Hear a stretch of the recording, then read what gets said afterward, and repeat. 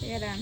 Ngayon, papakita ko sa inyo ngayon yung unit 2 natin na ating apartment. So, tara, pasok tayo. So, dito yung light, silid natin, bubuksan natin. So, ito yung concept natin na parang condo type concept. Kasi kung makikita natin, meron tayong cabinet na minimalist yung design. So, open natin. So, ito yung condo na ginagamit talaga sa mga high-end na mga developer. So lahat yan is big tayo maglagay ng mga gamit na hindi scattered. So, dito naman, yung natin, gas at saka electrical stove na pwede natin magamit. At dito, meron tayong drawer din cabinet na pwede natin paglagyan.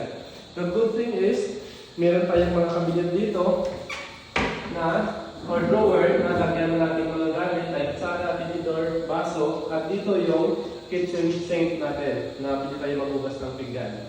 At dito na portion, pwede tayo maglagay dito ng ref natin. So, I'm planning to buy TV dito para may magamit yung mag-rent. At same din dito yung concept ko, idikit ko lang dito yung cabinet or yung table na pwede nila magamit just like in a unit 1. So dito na room dito, may magre-rent na.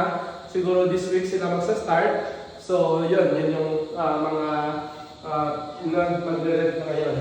At dito yung portion sa taas dito, ito yung hallway natin papasok sa ating 1BR. Dito, yung toilet natin, buksan natin.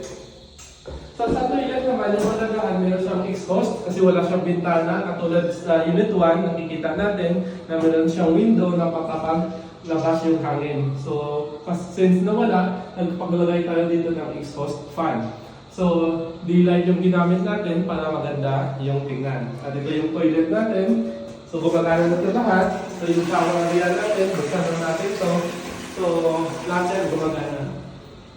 And then, dito yung paglagay natin ng mga towel, tuwalya, yung tissue natin, at yung maghugas tayo ng ating mga kamay. See, may tubig na. So, pasok naman tayo ngayon sa ating room. So, sa room natin, plain siya. Wala pa siyang mga gamit. So, yung mag-rent na lang dito, yun yung maglagay ng kanyang mga gamit o yung mga bed niya o sa cabinet. So, makita natin, meron siyang wide window din na kung saan pwede ka, yung hangin dito is para maging malamig yung window at saka maganda yung view. Yun yung purpose nito. Para pagpasok lang na mag-rent dito, hindi siya mag-board kasi may magandang window doon sa, or may magandang view doon sa labas. So, same din dito, yung total area nito, nasa 35 square meters, yung floor area nito. So, may dining, may living, may kitchen, may toilet at bath, at saka 1BR. So, if you have a comment, you can message down below or message in my page para masagot ko yung mga questions nyo kung paano, kung ano ba yung mga nagawa ko during the repair. So, thank you so much for your time.